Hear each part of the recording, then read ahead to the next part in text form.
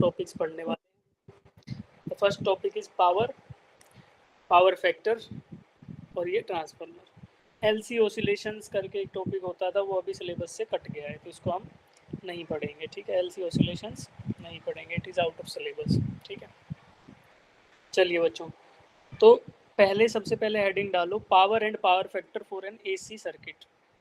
एक alternating circuit के अंदर अल्टरनेटिंग करंट का सर्किट है, उसमें पावर फैक्टर और पावर हमें कैलकुलेट करना है। ठीक है, तो ये हेडिंग डाल लो।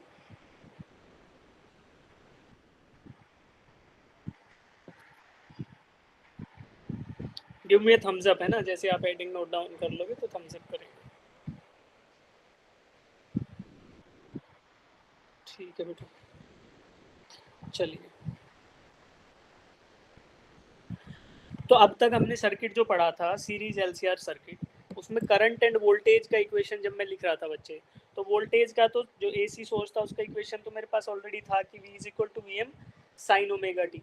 और करंट का इक्वेशन जो मुझे मिला वो क्या मिला था, I M sine omega T plus five. तो फाइव का वैल्यू जो है वो डिपेंड कर रहा था मेरा एक्सएल एक्सी एंड आर के ऊपर। फाइव क्या आया था मेरा, tan inverse of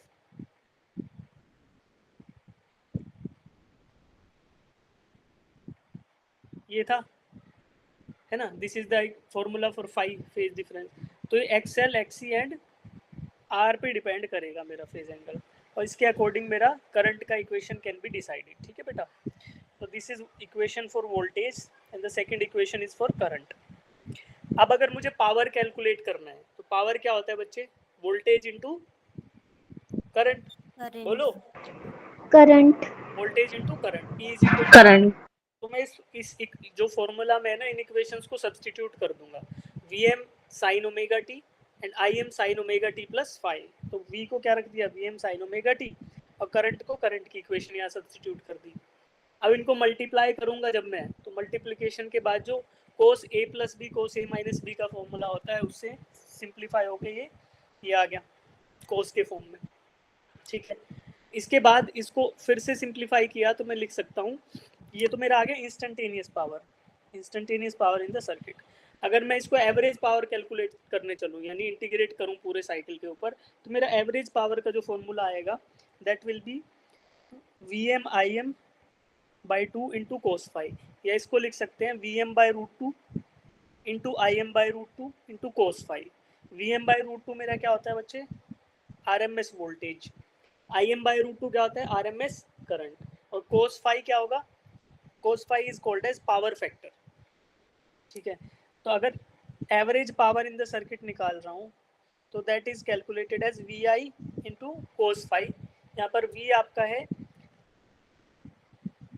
are M S value of voltage, I आपका है R M S value of current, and cos five को मैं बोलता हूँ यहाँ पर पावर फैक्टर। तो quantity cos five is called as power factor. ठीक है बच्चे, this is called as power factor.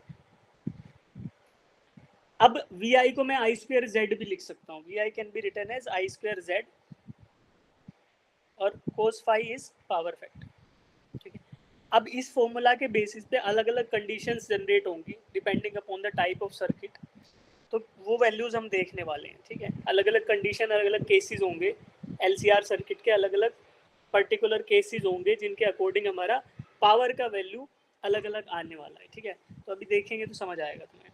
सबसे पहला केस होगा प्योरली रजिस्टिव सर्किट का। तो प्योरली रजिस्टिव सर्किट में हमारा फेज डिफरेंस क्या था, फेज डिफरेंस क्या था करंट एंड वोल्टेज के बीच? Sir zero. जीरो। जीरो था। जीरो। तो फाइव की वैल्यू क्या हो गई, जीरो हो गई बेटा। कोस फाइव क्या हो जाएगा, वन। वन। तो कोस फाइव वन हो गया, तो according to the formula of power जो कि मेरा I Z square cos five था, तो यहाँ पे क्या कोस फाइव अपनी मैक्सिमम वैल्यू को अचीव कर रहा है जो कि वन हो सकती है। तो इस केस में प्योरली रेजिस्टिव के केस में पावर डिसिपेटेड इज मैक्सिमम, है ना, so the dissipated power is maximum in case of purely resistive circuit. ठीक है, प्योरली रेजिस्टिव सर्किट में पावर फैक्टर की वैल्यू वन हो गई है, और ये पावर फैक्टर की वैल्यू वन हो गई, इसका मतलब क्या हुआ कि पावर जो है average power in the circuit will be having the maximum value in case of purely resistive circuit. अब केस 2 देखेंगे. केस 2 में होगा या तो प्योरली इंडक्टिव या purely capacitive. Purely inductive and purely capacitive circuit में फाई कितना था बेटा? -π/2 -π/2 था, या π/2 या -π/2. ठीक है, दोनों ही केस में कोस की वैल्यू क्या होगी? फेज डिफरेंस π/2 है तो कोस की वैल्यू क्या होगी? 0.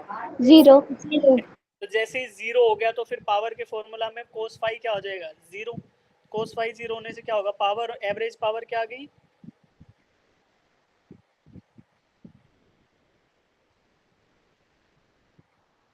कोस फाई अगर 0 हो जाए इस फॉर्मूला में 0 तो एवरेज पावर क्या आ गई? 0. तो अगर प्योरली इंडक्टिव सर्किट हो या प्योरली कैपेसिटिव सर्किट हो तो उस केस में there is no power dissipated even though the current is flowing in the circuit. Circuit में करंट भले ही फ्लो करता रहे लेकिन कोई भी पावर डिसिपेट नहीं होगी. कब? जब सर्किट आपका प्योरली इंडक्टिव या प्योरली कैपेसिटिव होगा, राइट? तो this current is sometimes referred to as wattless current. Wattless current का मतलब क्या हुआ? कि सर्किट में करंट तो है लेकिन कोई भी पावर नहीं है. वॉटलेस मतलब कि there is no consumption of energy, there is no dissipation of energy. तो वॉटलेस करंट हो गया. कौन सा current? Purely inductive and purely capacitive circuit में फ्लो करने वाले करंट को हम क्या बोल सकते हैं? Wattless current. Because the average power dissipated over the complete cycle is 0. ठीक है, अब थर्ड केस देखते हैं. थर्ड केस हमारा सीरीज एलसीआर सर्किट जो अभी पढ़ रहे थे. तो वहां पे देखो power is equal to I² Z cos phi. देखो एक गलती मैंने कर दी यहाँ पर ना, मैं Z लिख रहा हूँ. प्योरली इंडक्टिव प्योरली कैपेसिटिव के में तो ठीक है लेकिन यहाँ पर मुझे Z नहीं लिखना चाहिए था. प्योरली रेजिस्टिव में या R आएगा. ठीक है, I²R. अब प्योरली, अब थर्ड केस हो गया सीरीज एलसीआर सर्किट. तो सीरीज एलसीआर सर्किट में पावर डिसिपेटेड आ गया I² Z cos phi. Phi क्या होगा? tan inverse XC minus XL by R. तो फाई की वैल्यू क्या क्या हो सकती है? 0 भी हो सकती है या फिर नॉन जीरो भी हो सकती है ना? तो फाई की वैल्यू या तो 0 हो सकती है या नॉन जीरो हो सकती है. नॉन जीरो कब होगी? नॉन जीरो होगी RL या RC या LRC सर्किट में. ऐसा सर्किट जिसमें रेजिस्टेंस या और इंडक्टर जुड़ा हो या रेजिस्टेंस या कैपेसिटर जुड़ा हो या फिर एक इंडक्टर एक कैपेसिटर या एक रेजिस्टर जुड़ा हो. तो इसमें फाई की वैल्यू नॉन जीरो होगी.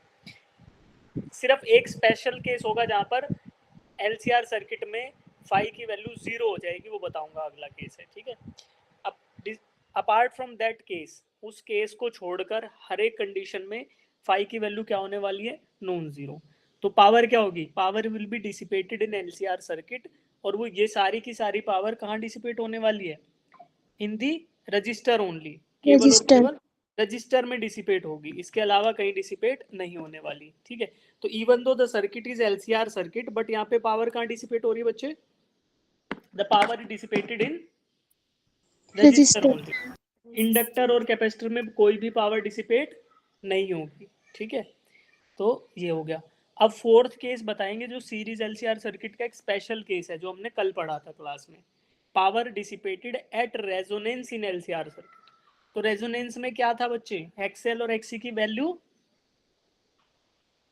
XC is equal to XL, ये दोनों बराबर हो गए थे. ऐसा हुआ था ना कि एक्सी ऊपर जा रहा है मान लो, ये इससे बराबर हो गए थे. पॉइंट कर रहा है, तो ये क्या कर रहे हैं? एक दूसरे की वैल्यूज को कैंसिल आउट कर रहे हैं. ठीक है, XL and XC are cancelling out the effect of each other.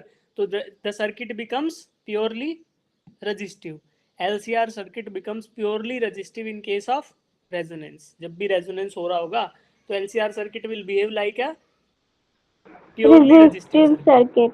और अगर प्योर सर्किट के जैसे बिहेव कर रहा है तो फाई की वैल्यू क्या आ जाएगी? 0 आ जाएगी. चाहे आप जाके देख लो. Phi is equal to tan inverse XC minus XL by R. तो XC और XL दोनों बराबर हो गए तो इसमें XC माइनस XL की वैल्यू 0 हो जाएगी. तो tan इनवर्स ऑफ 0 क्या होता है? ये क्या होता है बच्चे? एक tan इनवर्स ऑफ 0 क्या होगा? 0.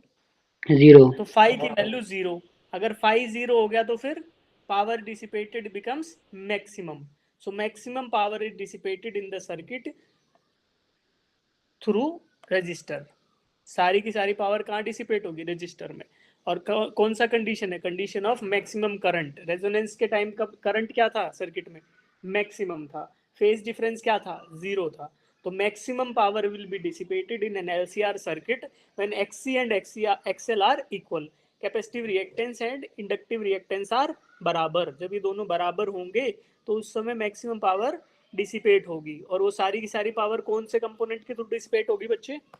रजिस्टर रजिस्टर थ्रू के, रजिस्टर है के ना? क्योंकि register pure inductor and pure capacitor के थ्रू पावर डिसिपेशन नहीं हो सकता। Pure inductor and pure capacitor के थ्रू पावर डिसिपेशन नहीं हो सकता, है ना? तो क्यों नहीं होगा बच्चे? आपको देखो बताया था मैंने।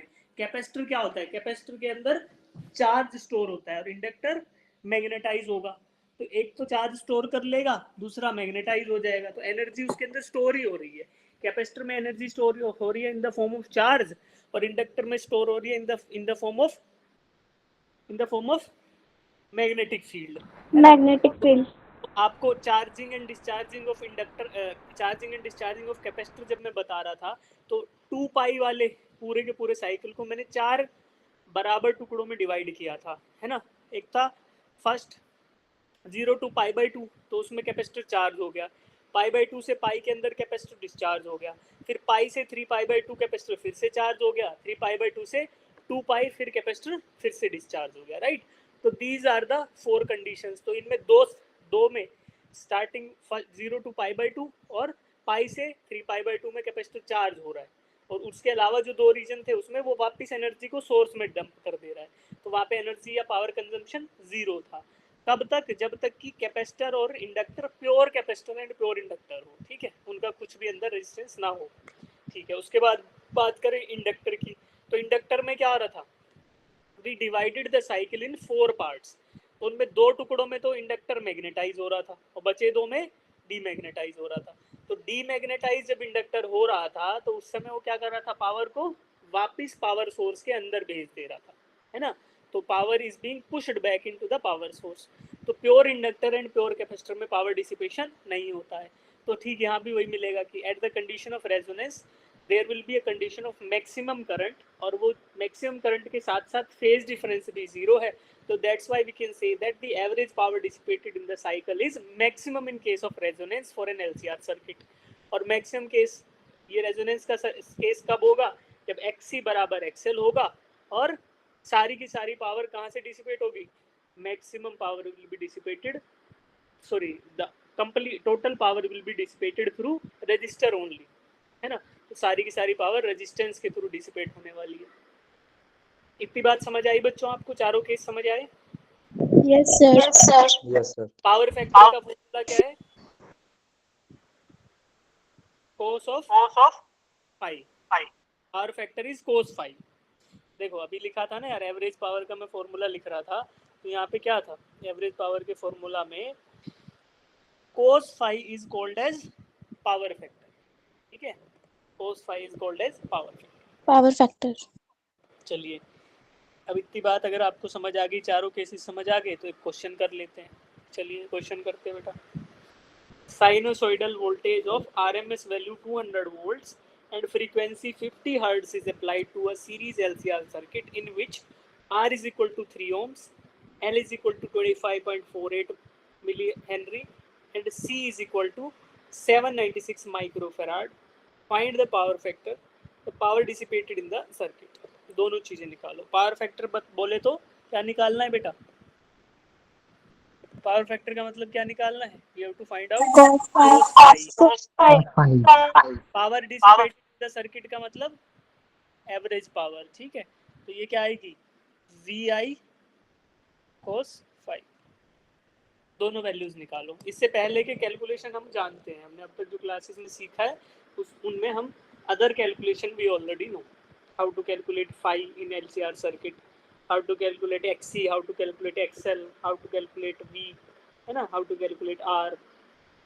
तो मुझे सबसे पहले फाई का वैल्यू निकालना है, फिर कोस फाई का वैल्यू निकालना है, फिर VI कोस फाई का वैल्यू निकालना है। तो जो बच्चे अभी देखो इस क्वेश्चन में आप लोग कैलकुलेशन से भयंकर स्ट्रगल करने वाले हो, राइट? तो उसको अवॉइड करने के लिए तुम्हें एक चीज याद दिला देता हूँ, there is something called as magic triangle. एक मैजिक ट्रायंगल मैं आपको बताया था बहुत पहले। क्या होता है?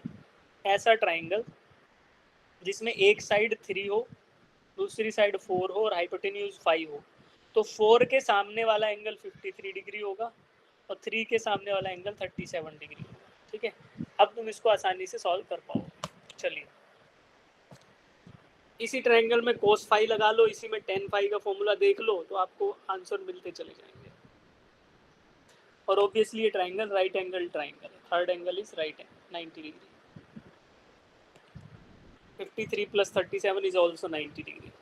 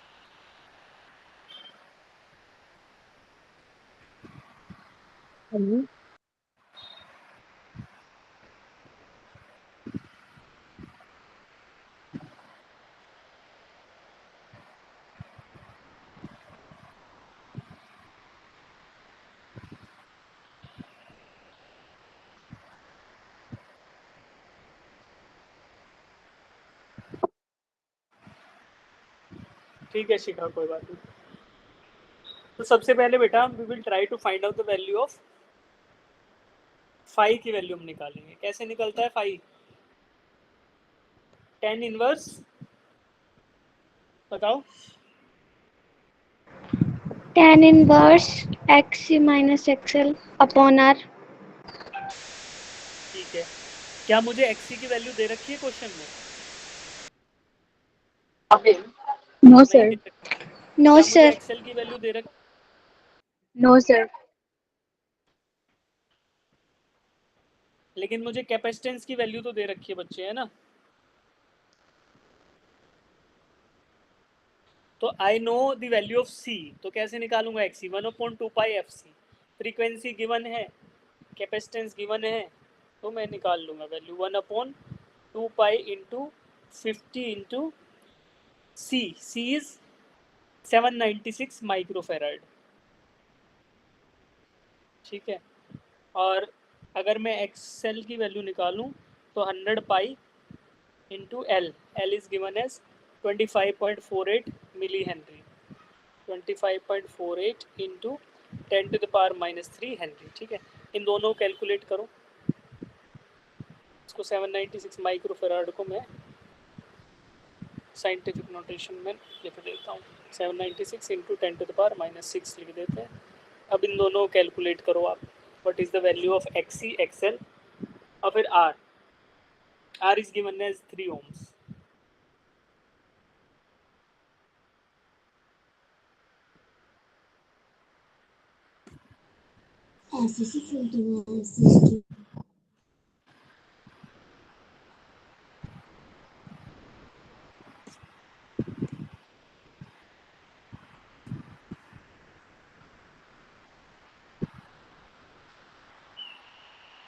क्या आपका XC 4 ohms आया Yes sir। और XL 8 ohms आया? Yes sir. Yes sir. ठीक है, तो एक 8 ओम आएगा, एक 4 ओम आएगा। अब रेजिस्टेंस की वैल्यू बताओ कितने क्वेश्चन में। 3 ओम। R is given as 3 ohms। तो अब मैं क्या निकालूंगा, मैं फाई की वैल्यू निकालने वाला हूँ। तो phi is going to be equal to 10 inverse of XC minus XL. XC आपका है 4 और एक्सएल 8, तो 4 माइनस 8 बाय 3। तो this is minus 10 inverse of minus 4 by 3। तो ये आपका होगा 10 इनवर्स ऑफ माइनस। तो 10 क्या होता है, minus 10 of minus theta is equal to 10 theta ही होता है। तो मैं क्या करूंगा, I will just take the positive value, मैं सीधा लिख दूंगा कि ये किसके बराबर होने वाला है, 10 इनवर्स 4/3 के बराबर। तो अब 4/3 देखो, 10 इनवर्स 4/3 क्या आएगा, इस ट्राइंगल को देखो, 4 और 3 क्या आएगा, 10 इनवर्स 4/3 53 डिग्री। देखो बच्चे, इस ये ऊपर जो ट्राइंगल है, अगर इसमें 10 53 डिग्री लेता हूँ मैं, 10 ऑफ 53 डिग्री क्या आ रहा है, 50 के सामने वाला परपेंडिकुलर, नीचे वाला बेस। तो 10 53 4/3 आया। तो इसका मतलब क्या बोलेंगे कि 53 degree is equal to 10 inverse 4/3। तो मैंने वही ऊपर वाले ट्राइंगल को यूज करके मैंने लिख दिया 10 इनवर्स 4/3 इज 53 डिग्री। ठीक है बच्चे, अब मुझे फाई मिल गया 53। क्या मैं निकाल सकता हूँ कोस ऑफ 53 डिग्री। जो कोस ऑफ 53 डिग्री आएगा वही मेरा क्या रहेगा, पावर फैक्टर। निकालो, use the triangle and give me the value of cos of 53 degree. Sir 3/5। Same triangle में कोस 53 डिग्री निकाल लो, 3/5। तो 3/5 की वैल्यू क्या आएगी, 0.6। तो पावर फैक्टर इज 0.6। देखो पावर फैक्टर आपका हमेशा 0 से 1 के बीच में होगा, because it is cos of something, और कोस का डोमेन क्या होता है, 0 से 1। तो ये सही भी आ रहा है मेरा आंसर, 0.6 आ गया। तो आई एम कन्विंस्ड कि यहाँ 0 से 1 के बीच में, तो सही होगा ये आंसर। कोस ऑफ 5 आ गया 0.6, तो पावर फैक्टर इज 0.6। अब अगला क्वेश्चन है power dissipated in the circuit. तो क्या क्वेश्चन में वोल्टेज दे रखा है, voltage is given, RMS value of voltage is given, RMS value of current I have to find out। वो कैसे निकलेगा बेटा, करंट का RMS सर वैल्यू ओम्स कैसे लॉ निकालना से है, निकाल लेंगे। ओम्स लॉ से निकाल लेंगे। कैसे निकालोगे बताओ। एक सर्किट जिसमें इंडक्टर, कैपेसिटर और रजिस्टर लगा हुआ हो, उसका रेजिस्टेंस कैसे निकालते हैं, उसके एक LCR सर्किट के रेजिस्टेंस को क्या बोलते हैं बच्चे, एक और नाम होता है ना, थोड़ा अलग नाम होता है, क्या बोलते हैं, सर इम्पीडेंस। इम्पीडेंस। तो सबसे पहले क्या करना पड़ेगा, इस सर्किट का इम्पीडेंस कैलकुलेट इम्पीडेंस। करना पड़ेगा। इम्पीडेंस कैलकुलेट करने के बाद फिर मुझे क्या करना पड़ेगा, I is equal to V/Z से मैं I की वैल्यू निकालूंगा, और कोस फाई मुझे ऑलरेडी पता है ना। यस तो अब सर। Z निकालो सबसे पहले। Z is equal to under root of R square plus XC minus XL का होल स्क्वायर। ठीक है जी, ये वैल्यू सब्सटीट्यूट करो इसमें। R आपका 3 है, XC इज 4, XL इज 8। तो इसको कैलकुलेट करोगे तो आपका क्या आ रहा है, 5 ओम आएगा आंसर। करो को ट्राई। 3 स्क्वायर प्लस 4 स्क्वायर 9 प्लस 16 25, under root of 25 is 5 ohms. Z is equal to 5 ohm आपका आंसर आएगा। तो when we know value of Z, I can easily calculate the value of current. तो मैं यहाँ पे वैल्यू ऑफ वोल्टेज 200 रख देता हूँ, करंट की जगह रख देता हूँ V/Z, क्योंकि मेरा 5 आ रहा है, into cos of 5, cos of 5 0.6 आ गया। तो 200 इंटू 200/5 इंटू 0.6, इसको कैलकुलेट कर लो तो आपको क्या मिल जाएगा, power 200 into 40 into 0.6।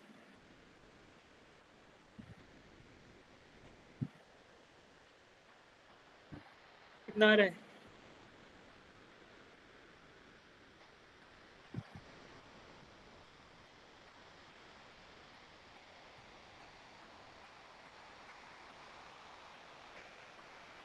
200 into 40 into 0.6, 4800 watts. सब बच्चे ये कैलकुलेशंस करो। देखो अभी आपको प्रोसेस समझाया मैंने, एक एक स्टेप जैसे बताया ठीक उसी तरीके से इसको देखो और फिर फाइंड आउट करो। पहले क्वेश्चन पढ़ो, जिनको समझ नहीं आया एक बार क्वेश्चन को फिर से पढ़ो। A sinusoidal वे, मेरे साथ साथ पढ़ो सब बच्चे। A sinusoidal voltage of RMS value 200 volts। Sinusoidal से मुझे पता चला कि अल्टरनेटिंग सोर्स है और इक्वेशन क्या है वोल्टेज की, V is equal to V naught sine omega T, because it is given as sinusoidal voltage. ठीक, जिसमें RMS वैल्यू जो आएगी V RMS is 200 volts, frequency of oscillation is 50 hertz, is applied to a series LCR circuit. एक series LCR circuit पे एक power source लगाया sinusoidal voltage का, जिसके अंदर रेजिस्टेंस की वैल्यू 3 ओम्स है, इंडक्टर की वैल्यू 25.48 मिली हेनरी है और कैपेसिटेंस की वैल्यू 796 माइक्रोफेराड है। अब आपको पावर फैक्टर निकालना है, तो power factor is cos of phi, जहाँ पे फाई आपका फेज एंगल होगा। तो मैं सबसे पहला क्वेश्चन करने के लिए, when I am trying to find out the value of power factor, तो मैं क्या करूंगा बच्चे, सबसे पहले मैं फाई कैलकुलेट करने की कोशिश करूंगा। तो फाई का फॉर्मूला मैंने ये लिख दिया, phi is equal to tan inverse XC minus XL by R। इसमें वैल्यूज रखने की कोशिश करूंगा, फिर मुझे पता चलेगा कि XC एंड XL तो मुझे पता ही नहीं है, तो मैं क्या करूंगा, I will use formula for XC। XC का फॉर्मूला क्या होता है, 1/ओमेगा C। तो ओमेगा की वैल्यू 2πf और C एज इट इज, तो XC is equal to 1/2πf into C। इसमें वैल्यूज रखेंगे बेटा, तो आपका आंसर आएगा 4 ओम्स। ठीक है, उसके बाद XL 2πf इंटू L, तो यहाँ पे फिर XL निकल जाएगा मेरा, जो 8 ओम्स आएगा। Resistance in the circuit is given in the question 3 ohms, तो मैं फिर फाई के फॉर्मूला में tan inverse XC minus XL by R रखूंगा, तो क्या होगा 4 माइनस 8/3, तो ये क्या आएगा tan इनवर्स ऑफ माइनस 4/3। अब tan theta, tan of minus theta क्या होता है, tan थीटा ही होता है ना, तो माइनस साइन कैंसिल आउट हो जाएगा, क्वाड्रेंट जो होगा ना फोर्थ क्वाड्रेंट में आएगा, तो वो पॉजिटिव होता है tan वहाँ पे, तो मैं पॉजिटिव वैल्यू रख दूंगा, तो tan इनवर्स 4/3। फिर मैं क्या करूँगा, अब मुझे 4/3 का tan इनवर्स नहीं पता है, तो एक चीज़ होती है मैजिक ट्राइंगल, एक ट्राइंगल जिसमें 3:4:5 के रेशियोज में साइड्स होंगी, तो वहाँ पर आपका जो 4 के अपोजिट एंगल होगा वो 53 डिग्री होगा और 3 के अपोजिट होगा वो 37। तो ये आप याद कर लो ये मैजिक ट्राइंगल, क्यों, क्योंकि बार बार ना 37 डिग्री 53 डिग्री ये दोनों ही एंगल आपको बार बार दिखाई देंगे कैलकुलेशन में, तो आप एग्जाम में बिना कैलकुलेटर तो कर नहीं पाओगे इनको, तो इसको बिना कैलकुलेटर करने के लिए आपको इस मैजिक ट्राइंगल की जरूरत पड़ेगी। तो यहाँ से मैंने देखा कि यार tan इनवर्स ऑफ 53 डिग्री जो है वो 4/3 होता है, तो मैंने लिख दिया कि angle phi is equal to 53 degree. अब मुझे कोस ऑफ 53 निकालना है, तो मैं फिर से इसी ट्राइंगल के पास जाऊंगा। कोस ऑफ 53, कोस क्या होता है, बेस अपॉन हाइपोटेन्यूज। इस ट्राइंगल में 53 डिग्री वाले एंगल पे फोकस करके अगर मैं बेस को ढूंढूं, तो बेस की वैल्यू क्या आ रही है 3 एंड हाइपोटेन्यूज की वैल्यू 5, तो tan कोस ऑफ 53 क्या आएगा 3/5। ठीक है, तो फिर मैं 3/5 की वैल्यू निकाल दूंगा, तो मेरा पहला आंसर आ गया, जिसको मैंने बोला कि पावर फैक्टर इज 0.6। ठीक है, अब अगला क्वेश्चन है power dissipated in the circuit. Circuit में पावर कितना डिसिपेट होगा, तो मैं क्या करूंगा इसके लिए, I will write the formula for average power, जो VI cos phi होता है। Voltage is given in the question 200 volts. Current मुझे निकालना है, करंट निकालने के लिए LCR सर्किट में LCR सर्किट का इम्पीडेंस चाहिएगा, तो इम्पीडेंस का फॉर्मूला लगा के I will try to find out the value of impedance, जो कि मेरा 5 ओम्स आ जाएगा। अब मैं करंट की जगह V/Z रख दूंगा, जो कि V आपका है 200 और Z की वैल्यू 5 है, तो इंटू 0.6 ये सब करके 4800 watts is the power dissipated in the circuit. तो दोनों हमारे आंसर आ जाएंगे, पावर फैक्टर का भी and power dissipated in the circuit का भी। तो यहाँ पे क्या चीज़ नहीं थी बच्चे, पावर फैक्टर नया था, है ना, वो होता है कोस ऑफ फाई। तो can we solve this type of questions, क्या हम Yes, sir. सवालों को। मुस्कान, सर जो आपने पावर निकाला है तो इसमें कोस फाई की वैल्यू क्या रखी है? कोस फाई की वैल्यू मैंने 0.6, ओके सर। cos फाई आपका फर्स्ट उसमें निकल गया था ना, पावर फैक्टर 0.6, तो वहां से 0.6 रख दो या फिर से ट्राइंगल पे चले जाओ। cos ऑफ 53 डिग्री क्या है 3/5, तो उसको 0.6 लिख लिया as it is. Okay sir. तो यहाँ तक मुझे समझ आया। अब आगे बढ़ेंगे, ये क्वेश्चन मेरा हो गया। अब बात करेंगे, लास्ट टॉपिक है बिल्कुल, ट्रांसफॉर्मर्स। तो बेटा देखो, जब मैं आपको इलेक्ट्रोमैग्नेटिक इंडक्शन पढ़ा रहा था तो वहाँ पे बिल्कुल लास्ट टॉपिक में मैंने आपको बताया था कि during the transfer of energy, during the transmission of power, जब पावर स्टार्ट होती है कहाँ से, जहाँ जनरेट होती है, जिसको हम बोलते हैं पावर स्टेशन, जहाँ पर पावर प्रोड्यूस होती है with the help of burning coal या with the help of hydro energy, है ना, हाइड्रोस्टैटिक एनर्जी, या पोटेंशियल जो होता है हमारे पास, हाइड्रोस्टैटिक पोटेंशियल एनर्जी, इन सब से हम, या विंड एनर्जी या ओशन की टाइडल एनर्जी, इन सब से हम एनर्जी जब डेवलप करते हैं, तो वहाँ जब ये पावर डेवलप हो गई और उसको ट्रांसफ़र करना है आपके घरों तक, तो मैंने आपको एक चीज़ बताई थी, क्या करना पड़ता है, we have to step up, we have to increase the voltage to minimize the transmission losses, है ना। पावर जब ट्रांसमिट हो रही है एक जगह से दूसरी जगह तारों के थ्रू, वायर्स के थ्रू, तो क्या होगा बच्चा, उनमें पावर लॉसेस होंगे, है ना, जिसका फॉर्मूला था I² R के बराबर। तो मैंने क्या बोला था कि we have to minimize the current in the circuit. तो करंट को कम करने के लिए हमारे पास एक ही तरीका है, जिसको बोलेंगे वोल्टेज को बढ़ा दो। और वोल्टेज को बढ़ाने का एक डिवाइस हमने पढ़ा था, AC ट्रांसफार्मर, जिसके दो टाइप होंगे, एक तो स्टेप अप और दूसरा होगा स्टेप डाउन ट्रांसफार्मर, राइट। तो second one is step down transformer, okay. So अब ये second one is step down, ठीक है। तो step up and step down, these are two transformer. Step up transformer क्या करता है जी, वोल्टेज को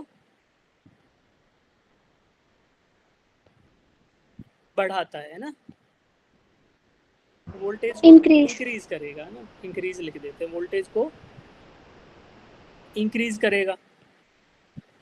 और स्टेप डाउन ट्रांसफार्मर क्या करेगा, बताओ, वोल्टेज को डिक्रीज करेगा। वोल्टेज को डिक्रीज करेगा, है ना। तो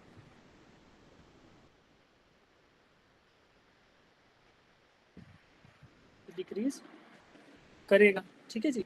ये दो तरीके हैं हमारे पास। अब स्टेप अप ट्रांसफार्मर कहाँ लगेगा, बताओ, जहाँ पर मुझे वोल्टेज को इंक्रीज करना है। वोल्टेज कहाँ पे इंक्रीज करनी है, just after the power station, जहाँ पे एनर्जी या पावर डेवलप हो रही है, उसके तुरंत बाद मैं स्टेप अप ट्रांसफार्मर लगा दूंगा, ताकि मेरी वोल्टेज बढ़कर बहुत हाई वोल्टेज हो जाए, है ना। ट्रांसमिट करते कितने वोल्टेज पे आपको बताया था, एक तो 72,000 वोल्टेज होता है और किसी किसी जगह पे 11,000 वोल्ट्स होता है। इतने हाई पोटेंशियल पे हम पावर को ट्रांसमिट करते हैं। तो मेरा स्टेप अप ट्रांसफार्मर कहाँ लगेगा, घर के पास लगेगा कि पावर स्टेशन के पास लगेगा, बताओ। Power station. Sir power station के पास लगेगा। वोल्टेज को बढ़ाना कहाँ पे है, पावर स्टेशन से निकलते ही बढ़ा दूं, तभी तो फायदा है ना, तभी तो ट्रांसमिशन लॉसेस कम होंगे, है ना जी। तो यस सर। तो मेरा क्या हो गया, वोल्टेज को इंक्रीज करने का एक ही तरीका जो था, use of step up transformer, जो मैं पावर स्टेशन के पास लगा दूंगा। अच्छा, स्टेप डाउन ट्रांसफार्मर वोल्टेज को कम करने के काम आता है, तो ये कहाँ लगेगा, आपके घर के पास लगेगा कि पावर स्टेशन के पास, सर घर के पास। घर के पास। तो आप सबने अपने घरों के आसपास देखा होगा, आपके घरों में जो इलेक्ट्रिसिटी आ रही है वो कहाँ से आ रही है, that is coming from transformer. बोलते हैं ना, बिजली की टंकी है, ट्रांसफार्मर है, देखा होगा सबने। फ्यूज कभी कभी खराब हो जाते हैं, यस सर। इलेक्ट्रिक डिपार्टमेंट वाला कि उसको ठीक करता है, कभी कभी लोग खुद भी कर लेते हैं, है ना। तो वो क्या है, वो जो पानी, जो बिजली की टंकी रखी हुई, जो ट्रांसफार्मर रखा हुआ है, दैट इज कौन सा टाइप है, स्टेप अप है कि स्टेप डाउन है, step down. That is step down. Transformer. वो क्या करता है बच्चे, वो वोल्टेज को, हायर वोल्टेज को कम कर देता है। कम वोल्टेज की जरूरत क्यों है बच्चा, ये बताओ, ताकि आप सेफ्टी से इलेक्ट्रिसिटी को यूज कर सको। तुमने देखा है उस ट्रांसफार्मर के ऊपर कभी कभी स्पार्किंग होती रहती है, बिल्कुल ऊपर ऊपर, यस सर। है ना। तो वो क्या होता है, वो इलेक्ट्रिक आर्क होता है, इतना हाई पोटेंशियल होगा। अगर मान लो तुम्हारे घर के इलेक्ट्रिक बोर्ड में या इलेक्ट्रिक स्विचेस में इतना हाई एनर्जी आ जाए, तो क्या होगा, तुम्हें इलेक्ट्रिक शॉक लगेगा और तुम खलास, है ना। तो इस चीज को प्रिवेंट करने के लिए क्या करते हैं, we use step down transformer, कि वोल्टेज को कम कर लो भाई, थोड़ा कम हो जाएगी तो हम सेफ्टी से यूज कर पाएंगे। पता चला पंखे की हवा में बैठना था, तो और खुद ही हवा हो गई। तो ऐसा करने से क्या होगा, अगर मान लो तुम्हारे इलेक्ट्रिसिटी का जो बोर्ड है ऐसा है, ठीक है, तो तुम्हारे पास स्विच लगे हुए हैं, ठीक है, तुम गए, तुमने सोचा कि चलो आज गर्मी ज़्यादा है, एक स्विच ऑन ही कर लिया जाए, और यहाँ पे कितनी वोल्टेज थी, 11,000 वोल्ट्स। तुम जैसे ही स्विच को ऑन करने गए और तुम्हारा ही स्विच बंद हो गया, है ना। तो ये संभावनाएं उत्पन्न ना हो जीवन में, तो इसलिए हम क्या करते हैं, भी समय रहते हैं हम इस वोल्टेज को कम कर लेते हैं। 11,000 वोल्ट से गिरा कर कितने वोल्टेज पे ले आते हैं बच्चे? 220 220 वोल्ट। अच्छा, अभी लगे हाथ ये भी बता दो, ये वैल्यू आरएमएस वैल्यू है कि पीक वैल्यू है?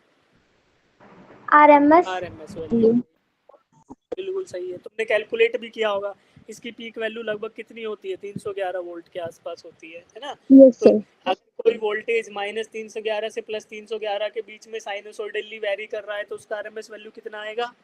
220 वोल्ट। ठीक है, चलो अब हमें कहानी समझ आ गई। अब हम देखेंगे कि ट्रांसफार्मर ऐसा करता कैसे है। ट्रांसफार्मर के पास ऐसी क्या चीज़ है कि वो 11,000 वोल्ट को बदल देता है 220 वोल्ट में, राइट। तो ऐसा क्या उसके पास खास चीज़ है, वही हम पढ़ने वाले हैं। ठीक है बच्चों, तो आपने उम्मीद है हेडिंग डाल ली। Yes sir. Yes sir.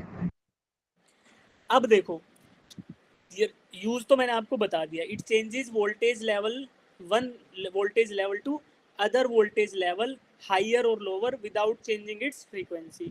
तो या तो ये वोल्टेज को बढ़ाएगा या ये वोल्टेज को कम करेगा, और किस चीज को कांस्टेंट रखते हुए, without changing the frequency of frequency. The power. तो 50 हर्ट्ज पे आ रही थी एनर्जी, तो 50 पर ही रहेगी, है ना। तो कोई पूछे तुम्हारे से कि आपके हाउस होल्ड जो इलेक्ट्रिक सप्लाई उसकी फ्रीक्वेंसी कितनी है बच्चे? 50 हर्ट्ज। ठीक है, इंडिया में जो पावर सप्लाई हो रही है that is at 220 volt RMS and 50 hertz. ठीक है, तो ये फ्रीक्वेंसी को कांस्टेंट रखेगा। तो जो 11,000 वोल्ट था मान लो, वो भी 50 हर्ट्ज पे ही था, और जो आउटपुट में 220 वोल्ट आया वो भी 50 हर्ट्ज पे रहेगा, because transformer does not change the frequency. ठीक है, transformer only changes the voltage. चलिए, अब सेकंड लाइन जो लिखी हुई है ये बहुत महत्वपूर्ण है। क्या लिखा है, पढ़ो इसको। It works on the principle of mutual inductance. Mutual induction. Mutual induction. क्या तुमने ये वर्ड सुना है? Yes sir. यस मैंने सर। यार कौन से चैप्टर में सुना है?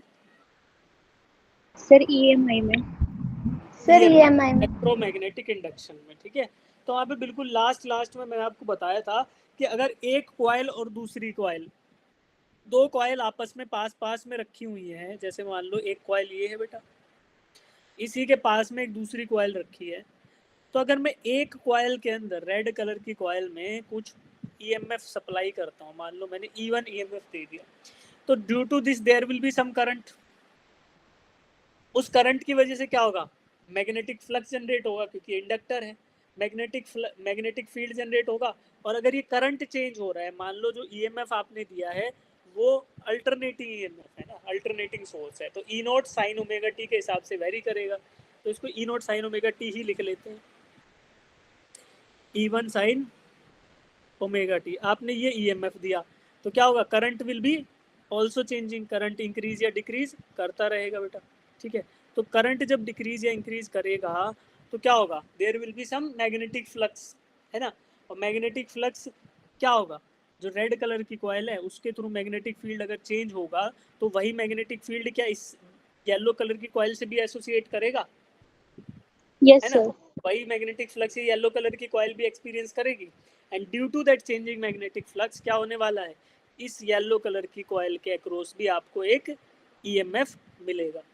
यही क्या कंसेप्ट क्या था, म्यूचुअल इंडक्शन, कि एक कॉइल के थ्रू आपने करंट चेंज किया, एक कॉइल के थ्रू आपने मैग्नेटिक फ्लक्स जनरेट किया, दूसरा कॉइल जो उसके पास रखा था वो क्या एक्सपीरियंस करेगा, म्यूचुअल इंडक्शन, और उसकी वजह से ये येलो कलर की कॉइल के दोनों टर्मिनल के अक्रॉस भी आपको एक ईएमएफ मिल जाएगा। और खास बात क्या है पता है, ये ईएमएफ भी आपका साइनोसॉइडल ही होगा with same frequency, omega T ही रहेगा इसका फेज भी, बट E1 और E2 की वैल्यू बदल सकती है, यानी मैक्सिमम वैल्यू जो है ना एप्सिलॉन 1 एंड एप्सिलॉन 2, ये दोनों अलग अलग हो सकती है, बट इनकी फ्रीक्वेंसी सेम रहेगी।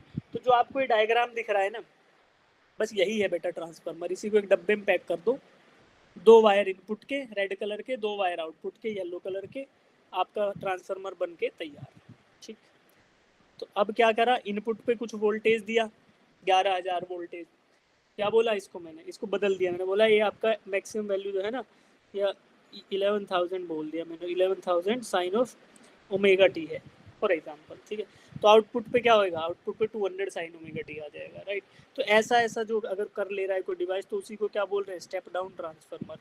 ट्रांसफार्मर यही है कि 2 कॉइलें एक दूसरे के आसपास रखी रहें, वो आपस में म्यूचुअल इंडक्शन करती रहें, और उसकी वजह से वोल्टेज कम या ज़्यादा होता रहे। वोल्टेज ज़्यादा इनपुट पे वोल्टेज ज़्यादा है, आउटपुट पे वोल्टेज कम है, तो क्या कहलाएगा, स्टेप डाउन ट्रांसफार्मर। इनपुट पे वोल्टेज कम है और आउटपुट पे ज़्यादा वोल्टेज मिल रही है, तो क्या कहलाएगा, स्टेप अप ट्रांसफार्मर। ठीक है जी, चलिए अब जिनको फॉर्मूला याद है वो फॉर्मूला बताना। म्यूचुअल इंडक्शन का फॉर्मूला क्या था, म्यूचुअल इंडक्टेंस का, K/L1 L2, याद है तुम्हें? L1 is the self induction of coil 1, L2 is the self induction of coil 2, K is called as, K क्या था, what is K बेटा, K क्या कहलाता है, what is K, K क्या कहलाता है बताओ, कपलिंग फैक्टर, कपलिंग कोफिशिएंट। ये कॉइल एक दूसरे से कितना इफेक्टिवली कपल्ड है, K की वैल्यू 0 से 1 के बीच में लाई करती है। अगर कॉइल नंबर 1 से पास होने वाला फ्लक्स दूसरे कॉइल से एसोसिएट ही नहीं कर रहा है, कुछ भी पास नहीं कर रहा, जो कॉइल 1 से फ्लक्स चेंज हुआ वो दूसरे कॉइल को पता भी नहीं चला, तो कपलिंग फैक्टर 0। और अगर कॉइल 1 से जितना फ्लक्स पास हुआ सारा का सारा 2 से भी पास होएगा, तो कपलिंग फैक्टर K की वैल्यू 1 है ना। तो ये चीज़ें हमने देखी थी उस चैप्टर में, रिवाइज करो बेटा सारे नोट्स, ऐसे भूल जाओगे सब कुछ नहीं तो। अब देखो क्या होगा, ट्रांसफार्मर में 2 कॉइल होंगी, एक तो ऐसे रैप कर सकते हो। अब ये ब्लू कलर का जो चीज दिखाई दे रहा है that is called as core. Core का मतलब है जिस पर आपने वायर्स को लपेटा है, और जनरली ये सॉफ्ट आयरन का होता है, सॉफ्ट आयरन का। तो अगर पूछे कि what is the material of core of the transformer is soft iron core, soft iron core. Soft iron होता क्या है बेटा, iron with, soft iron is very pure form of iron, very pure form of iron with very less carbon content, है ना, with very less carbon। तो जब भी हमारे पास आयरन होता है जनरली प्रेजेंट, अब जिसको बोलते हैं कि लोहा है, तो उसमें कार्बन भी मिला हुआ होता है जनरली, है ना, आमतौर पर मिला ही होगा बिकॉज इम्प्योरिटी होती है उसमें कार्बन की। तो कार्बन का प्रेजेंस ही इसको स्ट्रेंथ देता है।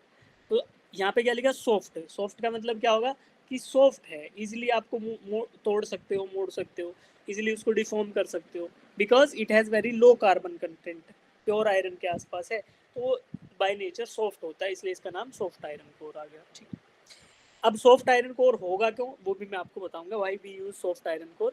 बट अब तुम्हें समझ आया कि why it is soft, why it is called as soft. तो ये टर्म आपको याद होना चाहिए कि ट्रांसफार्मर का कोर किस चीज से बना होता है, सॉफ्ट आयरन से। अब इसको लपेटने के, वायर कॉइल्स को लपेटने के 2-3 तरीके हो सकते हैं। एक तो ऐसा आपको जैसे बीच वाले पे लपेट दिया दोनों कॉइल्स को, एक प्राइमरी कॉइल है जिसको इनपुट कॉइल बोल सकते हैं, सेकेंडरी कॉइल जिसको आउटपुट कॉइल बोल सकते हैं। और सेकेंड तरीका ये है भाई अलग अलग जगह पे लपेट दिया, प्राइमरी एंड सेकेंडरी। तो these can be the methods of winding the coil on the soft iron core. अब क्या होगा बेटा, depending upon the number of turns, depending upon the number of turns in the primary and number of turns in the secondary coil, transformer अपना behaviour show करेगा। ठीक है, अगर primary coil में नंबर ऑफ टर्न्स कम है और secondary coil में नंबर ऑफ टर्न्स ज़्यादा हैं, तो transformer will behave as step up transformer.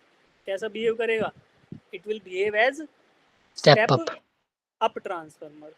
तो देखो अब मुझे बताओ आप लोग, इसमें जो मैं ड्रॉ कर रहा हूँ इसमें प्राइमरी कॉइल में टर्न्स कम है कि सेकेंडरी में कम है, प्राइमरी में कम है, प्राइमरी में नंबर ऑफ टर्न्स कम है और जबकि सेकेंडरी में ज़्यादा है। तो ये कैसा बिहेव करेगा, स्टेप अप की step down, step up. It is a step up transformer. क्यों, क्योंकि इनपुट कॉइल में टर्न्स कम है और आउटपुट कॉइल में टर्न्स ज़्यादा है, तो जिस कॉइल में टर्न ज़्यादा होंगे उस पर वोल्टेज ज़्यादा मिलने वाला है। ठीक है, तो स्टेप अप ट्रांसफार्मर है ये, इनपुट पे number of turns come, output पे ज़्यादा। ओके जी, तो ये आपको पता होना चाहिए। अगर मैं बोलूँ number of turns at input coil, अगर number of turns at input coil की बात करें तो हम जनरली इसको NP लिखते हैं, number of turns in primary coil, और आउटपुट कॉइल पे बात करें तो उसको लिखते हैं NS, number of turns in secondary coil. Primary coil input coil होता है और सेकेंडरी कॉइल आउटपुट कॉइल होता है। ठीक है, कॉइल का मतलब क्या है कि हमने ये रैप कर दिया इसको, है ना, तो कॉइल बन गया। ठीक है जी, अब देखो क्या होगा, मैंने तरीका आपको बता दिया, जो बताया है ना ऑपरेशन मेथड क्या है वो मैं आपको बता चुका हूँ। एक बार इसको पढ़ो, मैं पढ़ रहा हूँ, मेरे साथ साथ पढ़ो। When an alternating voltage is applied to the primary coil, the resulting current produces an alternating magnetic flux which is linked to the secondary and induces an EMF in it. जब प्राइमरी कॉइल पर कोई alternating voltage लगाया जाएगा तो वो जो resulting current होगा circuit में वो अल्टरनेटिंग मैग्नेटिक फ्लक्स प्रोड्यूस करेगा प्राइमरी कॉइल के थ्रू। यही alternating magnetic flux secondary coil के थ्रू भी पास करेगा, और जब ये सेकेंडरी कॉइल के थ्रू पास करेगा तो ये एक ईएमएफ इंड्यूस कर देगा सेकेंडरी कॉइल के टर्मिनल्स के अक्रॉस। पहली बात क्लियर हुई। The value of this EMF depends on the number of turns in the secondary coil. जो ईएमएफ सेकेंडरी कॉइल पे प्रोड्यूस होगा वो number of turns in the secondary coil पे डिपेंड करने वाला है। ठीक है, if we consider an ideal transformer in which primary coil has negligible resistance and all the flux in the core links both primary and secondary windings, एक ideal transformer में consider करूं जिसमें कॉइल के अंदर जो वायर यूज हुई है उसका रेजिस्टेंस 0 रहेगा और जितना फ्लक्स प्राइमरी कॉइल से पास कर रहा है वो सारा का सारा सेकेंडरी से भी पास करे, यानी कि कोई भी फ्लक्स का लॉस ना हो, कोई भी फ्लक्स का लीकेज ना हो, तो उसको मैं क्या बोल सकता हूँ, I can call that transformer as ideal transformer, कि वो हमारा बेस्ट ट्रांसफार्मर है, थ्योरेटिकली बेस्ट ट्रांसफार्मर। कौन सा? जिसके अंदर वायर यूज हुई है उसका रेजिस्टेंस 0 हो, और दूसरा क्या चीज हो बच्चे, जितना फ्लक्स प्राइमरी से पास हो वो सारा का सारा सेकेंडरी कॉइल से भी पास कर जाए, तो ऐसा ट्रांसफार्मर क्या कहलाएगा? Ideal transformer. ऐसे आइडियल ट्रांसफार्मर ट्रांसफार्मर। एफिशिएंसी क्या होगी? 100%। ऐसा ट्रांसफार्मर 100% एफिशिएंट होगा।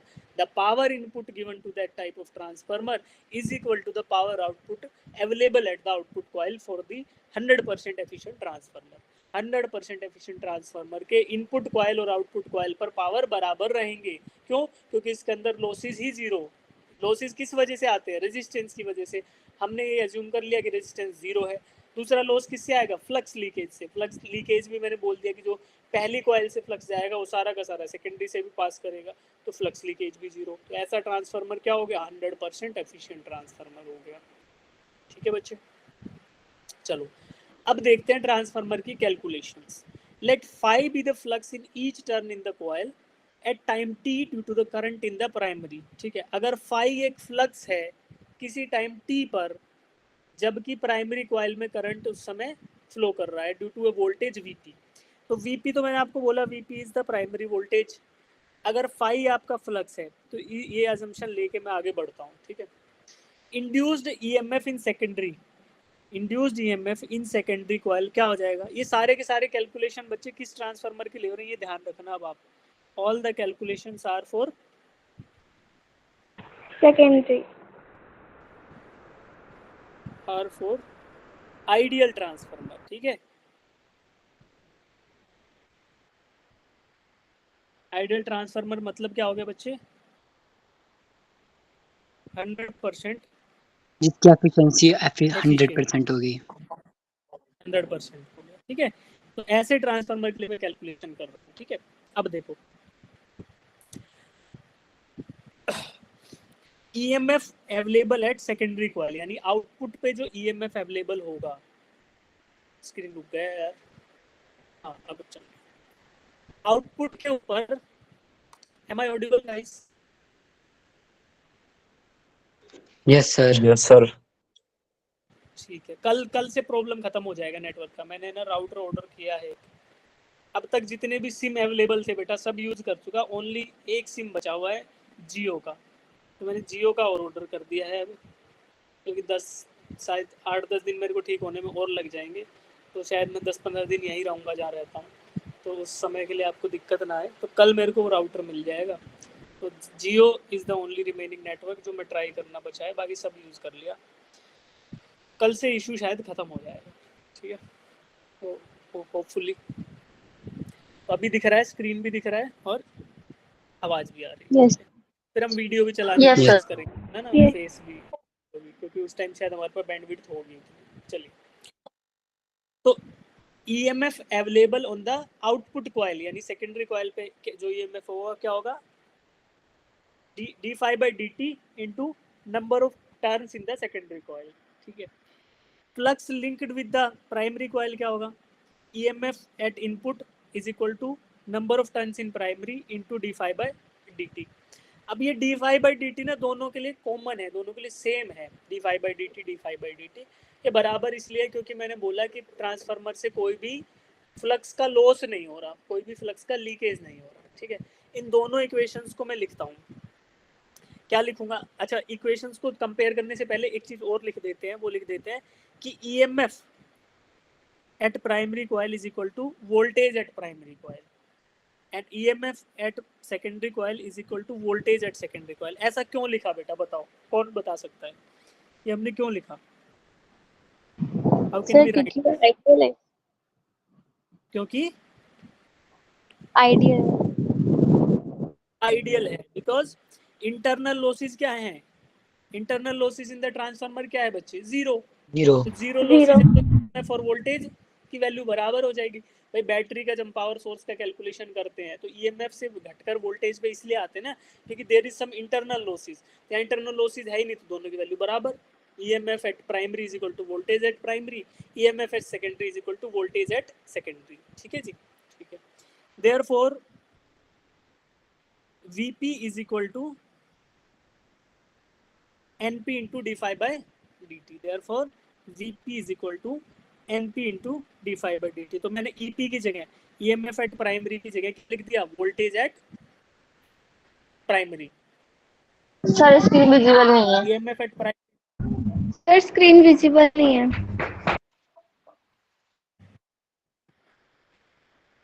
अब देखिए Yes, हो sir. गई सर, हो गई सर।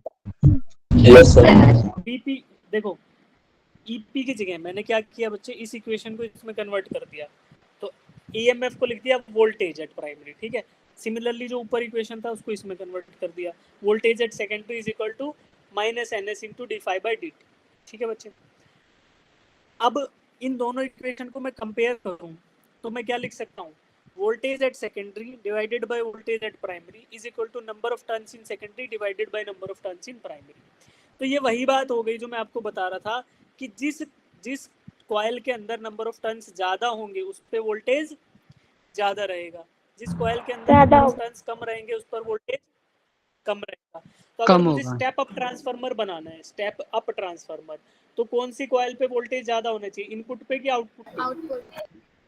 स्टेप अप, आउटपुट पे। आउटपुट, क्योंकि मैं वोल्टेज को बढ़ाना चाहता हूँ तो आउटपुट पे वोल्टेज ज्यादा मिलना चाहिए। आउटपुट कॉइल प्राइमरी होती है कि सेकेंडरी कॉइल होती है? Secondary secondary. कॉइल होती है। प्राइमरी। Secondary. अरे कौन बोल रहा है प्राइमरी?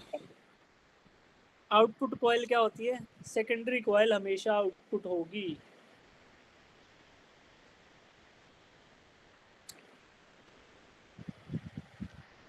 सर मुझे स्टेप अप सुना।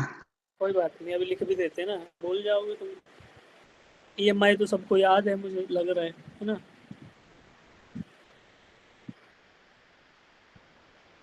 बोलक्कड़ हो ना तुम। Primary is equal to input, secondary is equal to output, ठीक है। अब हो गया।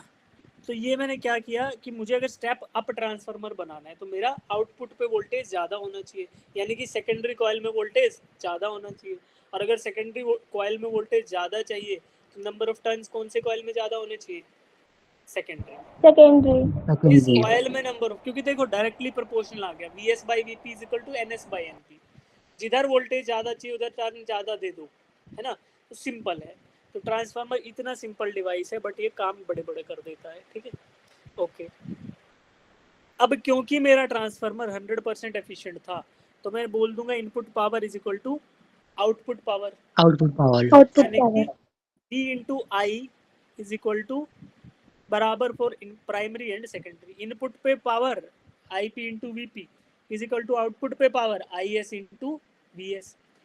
तो ये लिख सकते हैं, तो I P by V P लिखेंगे तो V S by V P आ जाएगा, उल्टा इनवर्स प्रोपोर्शनलिटी। तो that means I P by I S is equal to N P by sorry N S by N P.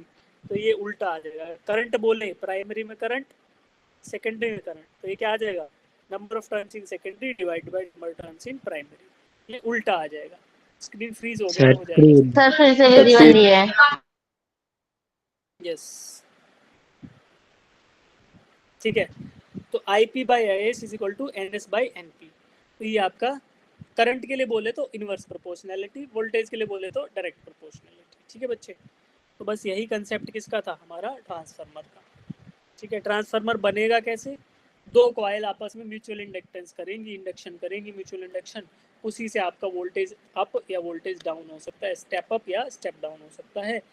We 100% efficient transformer के लिए V P by V S is equal to N P by N S, and current in primary divided by current in secondary is equal to number of turns in secondary divided by number of turns in primary। Primary. ठीक है जी, तो ये सारी बातें हो गई। अब लिखते हैं, एक क्वेश्चन देखते हैं। ठीक है, ये क्वेश्चन ट्राई करेंगे बच्चे। ये क्वेश्चन ट्राई करो। Power transmission line feeds input power at 11,000 volts to a step down transformer with its primary winding having 4,000 turns. What should be the number of turns in the secondary in order to get output power at 220 volts? तो ये वही transformer है जो 11,000 volt को घटाकर 220 volt पे कर रहा है। अगर इसके प्राइमरी कॉइल में 4,000 टर्न है तो सेकेंडरी कॉइल में कितने टर्न्स होंगे, बताओ फटाफट।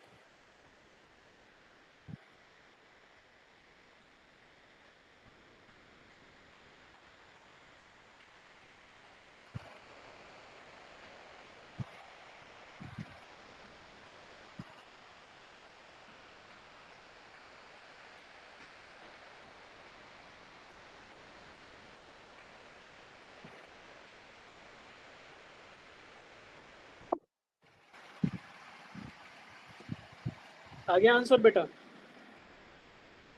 सर एक बार स्लाइड पीछे करना। स्लाइड फॉर्मूला देखना है? Yes sir. अरे अभी दोबारा लिख देता हूँ, बाकी सब क्वेश्चन भी देख रहे हैं ना। देखो, voltage at primary divided by voltage at secondary is equal to NP by NS is equal to IS by I. ये है फॉर्मूला, करो।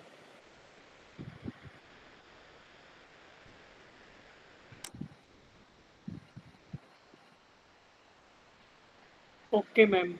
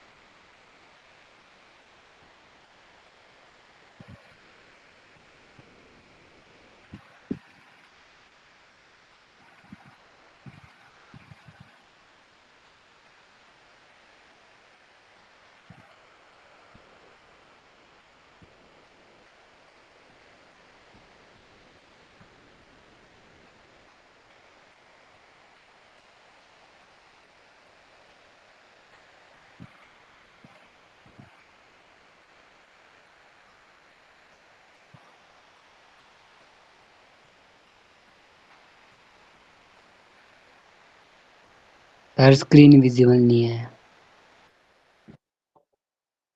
स्क्रीन विजिबल नहीं है? स्क्रीन पर है विजिबल अभी तो। सर नहीं है विजिबल। सर नहीं है विजिबल। रुको रुको, कोई नहीं, टेंशन ना लो,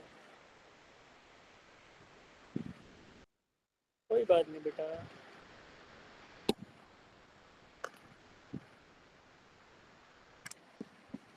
काफी सारे बच्चों ने हैंड रेज कर रखा था, मुझे लगा कि विजिबल होगी। अरे भाई टैब में ही कुछ इशू आ गया है क्या? लैपटॉप तो अच्छे से चल रहा है, ऐसा होना तो नहीं चाहिए। कल ही मैंने इसको क्लीन किया है।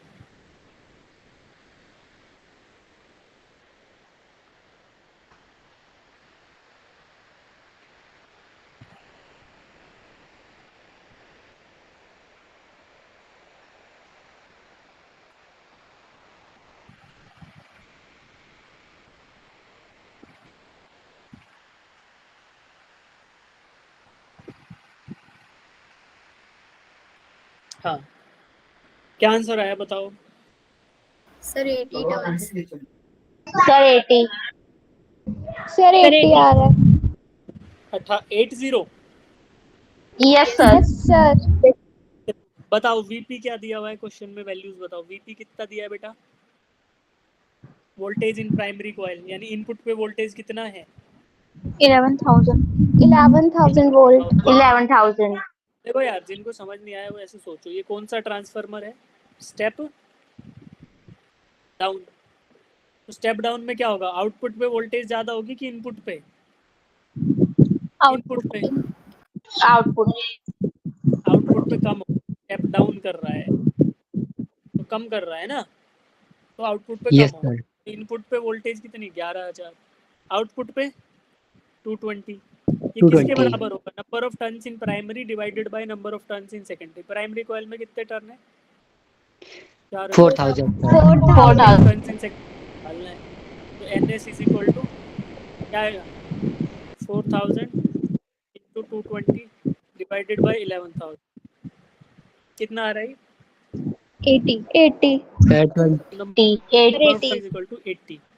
तो ठीक भी है, आउटपुट पे वोल्टेज भी कम है तो टर्न्स भी कम है। ठीक है बच्चे, तो यहाँ से आई कैन से कि number of turns in secondary coil is 80। क्या ये सही बात है? Yes sir. ठीक है, यस ओके। सर। इस तरीके के क्वेश्चन अगर आएंगे तो कर पाओगे? Yes sir. Yes sir. अब देखो बेटा, हमारा जो यस सर। चैप्टर है, हमारा चैप्टर कंप्लीट हो गया है। बस एक बार आपको जो मैं ऑलरेडी बता चुका हूँ वो 2-3 चीज़ और बता देता हूँ कि लॉसेस इन ट्रांस। तो लॉसेस क्या होंगे? एक तो सबसे पहला होगा बच्चे फ्लक्स लीकेज। फिर से स्क्रीन रुक गया क्या यार, क्या हो रहा है आज? हाँ, सबसे पहला क्या होगा? Flux leakage. तो फ्लक्स लीकेज क्या हो सकता है बच्चे? कि जितना फ्लक्स प्राइमरी कॉइल से निकला वो सेकेंडरी में नहीं गया, यानी कि कपलिंग जो कोफिशिएंट था वो 100% नहीं था, दैट इज नॉट 1। तो एक तरीके तो लीकेज ही होगा, तो इनएफिशिएंसी आ जाएगी ट्रांसफार्मर में, प्रॉपर कन्वर्जन नहीं हो पाएगा। सेकेंड क्या हो सकता है कि हमारा जो कॉयल है, जो हमारी वायर्स यूज़ करी गई हैं, कॉयल वाइंडिंग के अंदर, वाइंडिंग मतलब जो कॉयल है उसके अंदर जो वायर्स यूज़ करी गई हैं वो उनका खुद का कुछ रेजिस्टेंस होगा। तो उसमें रेजिस्टेंस होगा तो क्या होगा? पावर ड्रॉप होगा, हीटिंग होगी ट्रांसफार्मर की। तो दैट सेकंड रीजन ये हो सकता है। थर्ड क्या होगा? Eddy currents. अब देखो, एडी करंट्स का क्या होते हैं बच्चे? जब एक मेटेलिक कंडक्टर, याद करो मैंने आपको बताया था कि जब एक गुड कंडक्टर ऑफ इलेक्ट्रिसिटी, उसके थ्रू मैग्नेटिक फील्ड चेंज होगा, यानी मैग्नेटिक फ्लक्स अवेलेबल होगा, तो क्या होगा? इसके अंदर एडीज एस्टेब्लिश हो जाएंगे, ऐसे करंट्स एस्टेब्लिश हो जाएंगे। ठीक है, तो इसको अवॉइड करने के लिए हम क्या कर सकते हैं? इन एडीज की वजह से हीटिंग होगा, इन एडीज की वजह से हीटिंग होगा। और हम क्या करते हैं? हम इस कॉयल को जिसके अराउंड ये लिपटा हुआ है, उसको आयरन कॉयल या गुड कंडक्टर की कॉयल है, उसको हम क्या करते हैं? टुकड़ों में तोड़ देते हैं, ऐसे वेफर्ड कर देते हैं, पतली पतली स्ट्रिप्स यूज करते हैं मेटल की। ऐसा करने से हमें फ़ायदा क्या होगा कि जो बड़े बड़े एडी करंट्स बन रहे थे, अब वो छोटे छोटे एडी करंट्स में कन्वर्ट हो जाएंगे। और क्योंकि ये छोटे छोटे एडी करंट्स में कन्वर्ट हो जाएंगे, तो फिर हमारे पास पावर लॉस होगा ड्यू टू एडीज, वो क्या हो जाएगा? दैट विल बी मिनिमाइज्ड, वो कम हो जाएगा। तो दिस इज द रीज़न कि हम वेफर्ड कॉइल यूज़ करते हैं। वेफर्स होता है ना, वेफर्स, पतले पतले स्ट्रिप्स यूज़ करते हैं मेटल्स के, उनको इकट्ठा करके फिर एक कॉइल डेवलप कर लेते हैं, फिर वाइंडिंग कर देते हैं। यानी कि इधर देखो, जो सॉफ्ट आयरन कोर था, उस आयरन कोर को हम पतले पतले मेटल स्ट्रिप्स में रखते हैं। जैसे एक ये हो गया स्ट्रिप, फिर एक इसके पीछे हो गया, तो ऐसा ब्लॉक नहीं रखेंगे, 3 डायमेंशनल ब्लॉक नहीं रखेंगे इसको। हम इसको क्या करते हैं, पतले पतले स्ट्रिप्स में काट लेते हैं ताकि एडी करंट्स आपके मिनिमाइज हो जाए। तो जिस बच्चे ने ट्रांसफार्मर देखा होगा, उसका कॉयल देखा होगा, तो वो आपको समझ आएगा। गूगल करना अभी कॉयल ऑफ अ ट्रांसफार्मर, अभी मैं भी दिखा दूंगा। चलो ठीक है, तो ये है आपका एडीज की वजह से। और लास्ट लॉस होता है हिस्टेरेसिस। हिस्टेरेसिस क्या होता है कि बच्चे मैग्नेटाइजेशन एंड डीमैग्नेटाइजेशन। देखो ट्रांसफार्मर में केवल 2 कॉयल तो अवेलेबल है नहीं, उनके साथ उनका कोर भी अवेलेबल है, सॉफ्ट आयरन कोर। तो जब मैग्नेटाइजेशन एंड डीमैग्नेटाइजेशन होगा तो कोर का भी मैग्नेटाइजेशन एंड डीमैग्नेटाइजेशन होने वाला है। तो अब इसका क्या, इससे बचने का क्या तरीका है कि ferromagnetic material, highly pure iron को यूज कर लो ताकि इसको मैग्नेटाइज एंड डीमैग्नेटाइज करना आसान हो जाए। With every cycle of magnetization and demagnetization hysteresis losses यानी कि power losses due to rapid magnetization and demagnetization of the core of the transformer वो भी मेरे कम हो जाए। तो इसलिए हम सॉफ्ट आयरन कोर यूज करते हैं टू मिनिमाइज दीज लॉसेस। ठीक है, सॉफ्ट आयरन कोर यूज करते हैं टू मिनिमाइज हिस्टेरेसिस लॉसेस। ठीक है, तो इतनी चीज़ें हमें पता चली। तो this is the conclusion of transformer as well as alternating current का चैप्टर। अब हम क्या करेंगे बेटा, अब हम करेंगे मोशन इन 2 डायमेंशन के क्वेश्चंस। ठीक है, अब इसके बाद जो है मोशन इन 2 डायमेंशंस आपके क्वेश्चंस।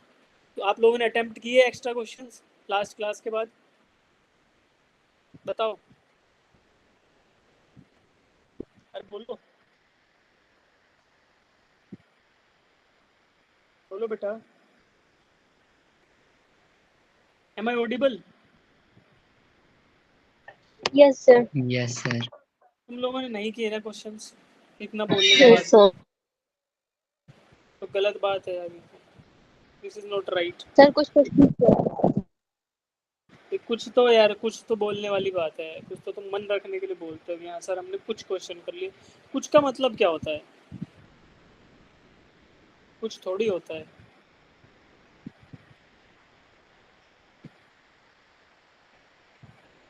बताओ।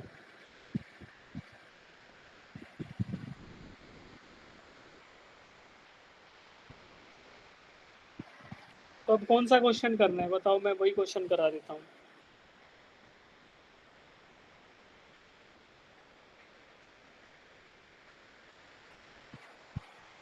Question number 40.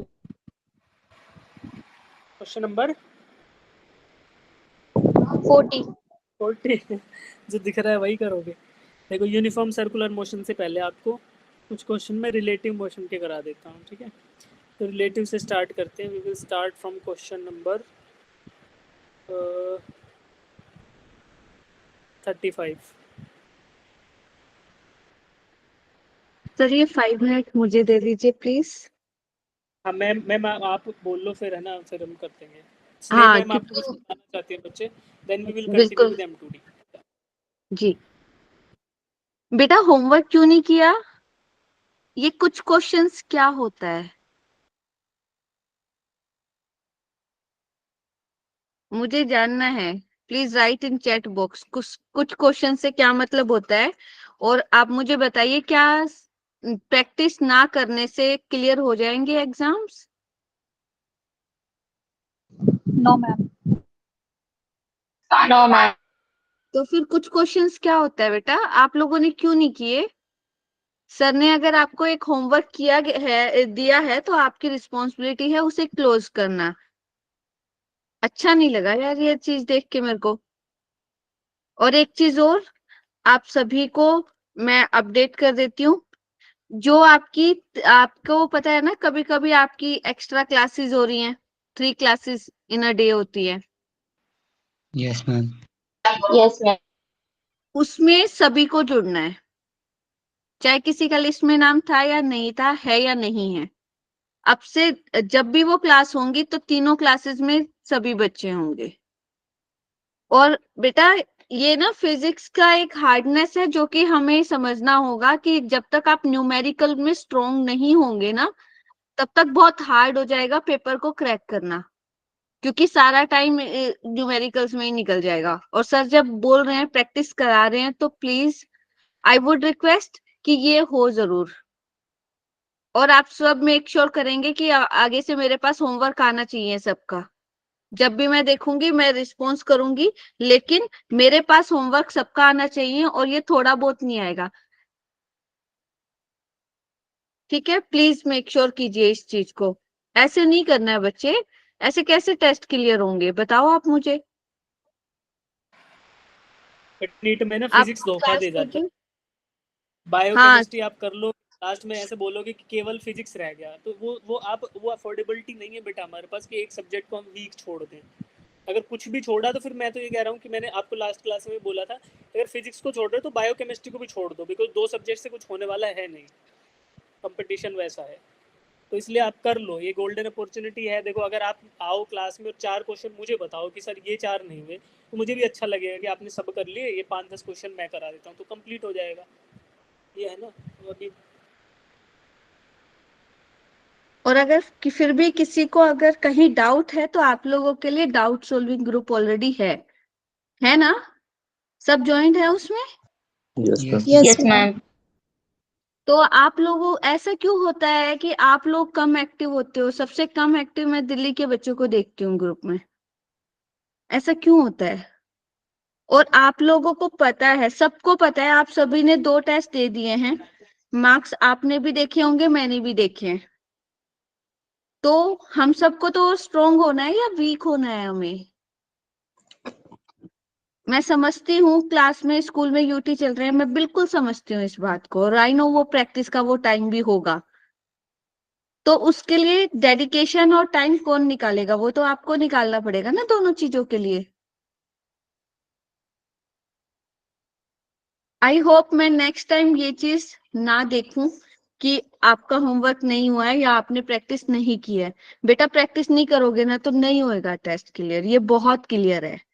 आप सर से पूछ लो, आप और किसी से पूछ लेना, किसी से पूछ लेना आप, ये नहीं हो पाएगा इस तरीके से। एंड एक रिक्वेस्ट थी आप सभी को, मैंने आज आप सभी को एक वो भेजा है। आप सभी को पता है ना एक टेस्ट है जो कि 31 अगस्त तक ओपन है। Yes ma'am. यस मैम, मैंने देखा था। हाँ, तो आप सब ये मेक श्योर करेंगे कि कल छुट्टी है स्कूल की, जाना है स्कूल? स्कूल जाना है। मैम स्कूल जाना है। ओके, तो सुबह दिन का टाइम रहेगा आपके पास स्कूल से आने के बाद का, ठीक है, रेस्ट करके, और कल दिन में ही 5 बजे तक उसे क्लोज करो। और जरूरत पड़ेगी तो मैं सर को बोलूंगी सर और डीपीपीज दो इन्हें प्रैक्टिस करने के लिए, लेकिन आपका प्रैक्टिस पूरा होना चाहिए। और हम इस पे अलग से भी बात करेंगे, मिलेंगे हम, और तब इसको और ज्यादा अच्छे से करते हैं, अलग से कॉल पे करेंगे। बट ये नहीं होना चाहिए कि भाई प्रैक्टिस करके आई नहीं क्वेश्चन, तुक्के में नहीं बताना कि क्या क्वेश्चन करना है। अपना ये पीडीएफ चेक करो जो सर ने प्रेजेंट किया हुआ है, चेक करो और उसमें से देखो कि कौन सा क्वेश्चन ऐसा है जो आपको लगता है कि इसके बारे में आपने सुना ही नहीं है या समझ नहीं आ रहा है। और तब सर को तो तभी बोलोगे ना जब प्रैक्टिस करोगे, पता चलेगा कि हाँ ये सोल्व हो रहा है, ये नहीं हो रहा है। ठीक है, मैं इससे ज्यादा नहीं बोलना चाहती क्योंकि मुझे लगता है कि जिसको भी समझ में आएगा वो इतने में आ जाएगा। तो सभी अपना होमवर्क करेंगे, प्रैक्टिस रेगुलर होगी, चाहे वो हिमाचल से है चाहे वो दिल्ली से है। मैं आज दिल्ली के लिए नहीं बोल रही हूँ, मैं सारे ही बच्चों के लिए बोल रही हूँ, क्योंकि ना तो हिमाचल वालों की आवाज आई ना दिल्ली वालों की आवाज आई कि हाँ सर हमने ये करा है। एवरीवन इज थोड़ा बहुत क्या होता है बेटा, थोड़ा बहुत से पेपर नहीं होता क्लियर। चलो अब से प्लीज कंटिन्यू करो। अगर कहीं पे अगर आपको टाइम मैनेजमेंट में भी कहीं दिक्कत आ रही है तो सर से बात करो, सर आपको और इजी सॉल्यूशन देंगे। और जितना पता है किसी क्वेश्चन पे अभी आज 5 मिनट लग रहे हैं, आने वाले टाइम में 1 ही मिनट में हो जाएंगे, बट वो तब होगा जब प्रैक्टिस करोगे। सॉरी सर, मैंने क्लास में थोड़ा सा वो कर दिया, लेकिन मुझे लगा ये बहुत जरूरी है। ठीक है जी, कोई टेंशन नहीं। अभी कंटिन्यू करें ma'am? Yes sir you can. ठीक है बच्चों। Okay thank you sir. तो आओ भाई, 35 नंबर का जो क्वेश्चन है इसको पढ़ लिया आप सबने? No sir. पढ़ो एक बार, पढ़ो नो सर। फटाफट पढ़ो। देखो लाइन बाय लाइन पढ़ेंगे, मेरे साथ पढ़ो। Two particles A and B, दो पार्टिकल दिए, एक ए एक B, move with constant velocity v1 and v2। Particle A मूव कर रहा है v1 वेलोसिटी से और बी मूव कर रहा है v2 वेलोसिटी से। Initial at initial moment, initial moment बोले तो time is equal to 0। Zero. Zero. t0 पे पार्टिकल ए का पोजीशन वेक्टर है r1, पार्टिकल बी का पोजीशन वेक्टर है r2। The condition for particle A and B for their collision is, particle A और B का collision होना चाहिए, ठीक है। तो उसके लिए कंडीशन बताओ। t0 पर v1 v2 वेलोसिटी है, r1 r2 पोजीशन वेक्टर्स हैं, तो condition for the collision of particle A with particle B क्या होगा?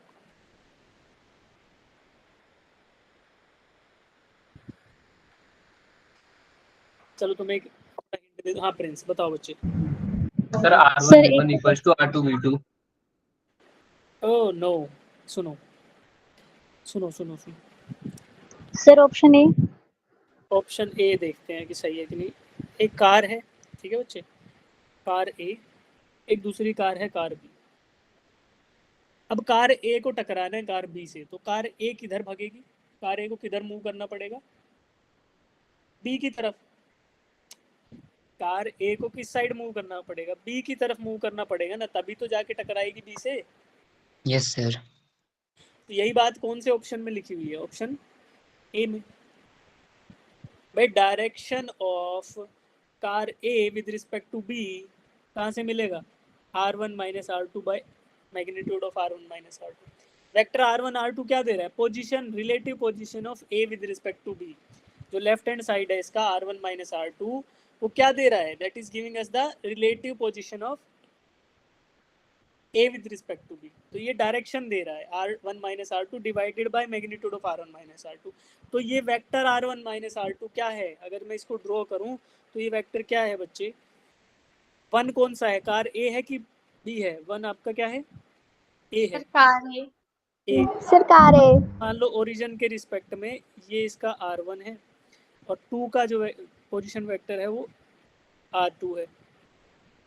तो आपको r1 माइनस r2 क्या मिल रहा है? r1 minus r2 is this blue colour का वेक्टर, फाइनल माइनस इनिशियल। ये r1 माइनस r2 है, तो ये इसका डायरेक्शन जो भी है वो आपका r1 minus r2 divided by magnitude of r1 minus r2 है।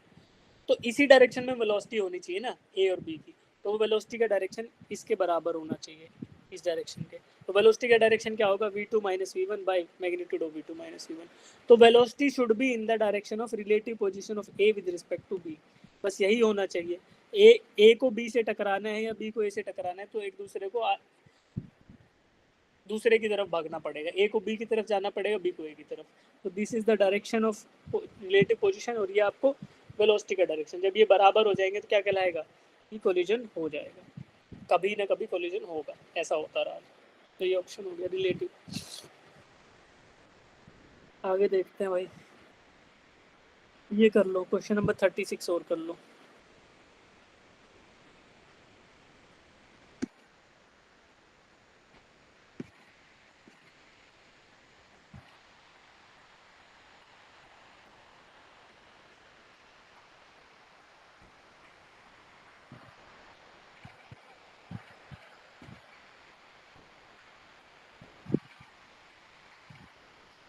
Person swims in river aiming to reach exactly opposite point on the bank of river. His speed of swimming is 0.5 meter per second at an angle of 120 degree with the direction of flow of water. The speed of water in the stream is, speed of water क्या होगा?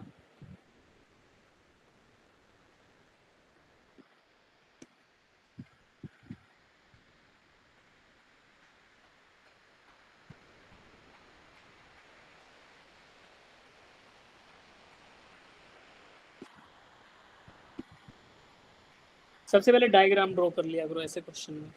क्या दिया है? Person swims इन river. यार ये मेरी river बन गई, ठीक है। इसमें कोई पर्सन स्विम कर रहा है at an angle 120 degree with the direction of flow of water. तो direction of flow of water मैंने बोल दिया कि लेफ्ट टू राइट है, ऐसे आई कैप डायरेक्शन में।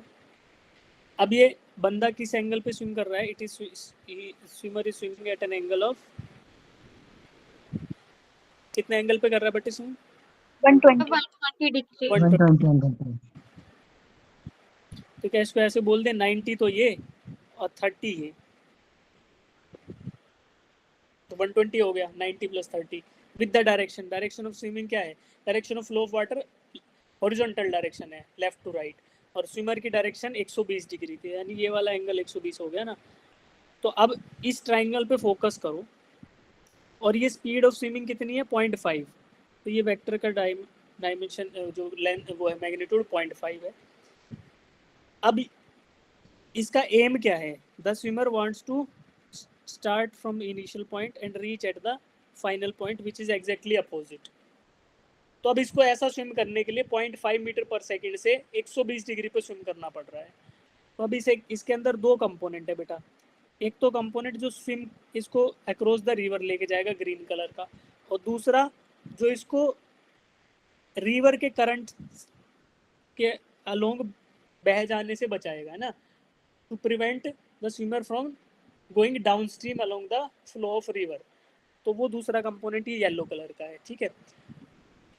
अब देखो रिवर वाटर क्या करता है? वाटर की वेलोसिटी इधर एक्ट कर रही है राइट साइड में, मान लो इसको मैंने बोल दिया वी ओ डब्ल्यू, वाटर की वेलोसिटी। तो इससे अपोजिट इतनी ही वेलोसिटी से इसको तैरना पड़ेगा to prevent from getting drifted along the water stream. Water stream के अलोंग बह जाने से बचने के लिए इसको पानी की वेलोसिटी के बराबर वेलोसिटी से अपस्ट्रीम तैरना पड़ेगा, and that is going to be equal to we W. अब मुझे इस ट्राइंगल में बताओ आप कि क्या क्या फॉर्मूला लगा सकता हूँ मैं? Can I use 0.5 sin 30 is equal to VW? Yes, sir. 0.5 Yes, sir. 0.5 into sin of 30 degree is equal to velocity of water। तो क्या आएगा? 0.5 into 1.2, कितना आंसर आएगा? Velocity of water is equal to 0.25 metre per second. तो velocity of water क्या आ गया बच्चे? 0.5 मीटर 25 मीटर पर सेकेंड। क्या तुम्हें समझ आया? Yes sir. Yes. ठीक है, तो जिस बच्चे को समझ आ गया वो ठीक है, दे कैन ड्रॉप, या एक क्वेश्चन और कर सकते हैं। अभी हमारे पास टाइम है, रुक जाओ, अभी हमारे पास थोड़ा सा टाइम है, रुक जाओ। सर फॉर्मूला समझ नहीं आया सर। फॉर्मूला कहाँ लगाया है? कंपोनेंट किया है बच्चे। देखो ये रेड कलर का वेक्टर 0.5 का मैग्नीट्यूड वाला वेक्टर दिख रहा है जो 120 डिग्री एंगल पे है। इसके दो कंपोनेंट बनेंगे, कोस कंपोनेंट जो कि इस स्विमर को इनिशियल से फाइनल पॉइंट पे ले जाएगा I2F, और दूसरा जो इसको बहने से रोकेगा, ड्रिफ्ट करने से बचाएगा, दैट इज VW। तो VW is equal to sine theta component of 0.5, यानी कि VW is equal to 0.5 sine 30 degree. 30 degree use किया क्योंकि ट्राइंगल जो बन रहा है उसमें खाली 30 डिग्री का ही इस्तेमाल है ना। 0.5 इंटू साइन 30 विच इज 0.25। बताओ समझ आया अब अभिषेक? Yes sir. ठीक है, एक क्वेश्चन और करा दूं, अभी टाइम है। ये करो वेक्टर नोटेशन में, क्वेश्चन नंबर 39।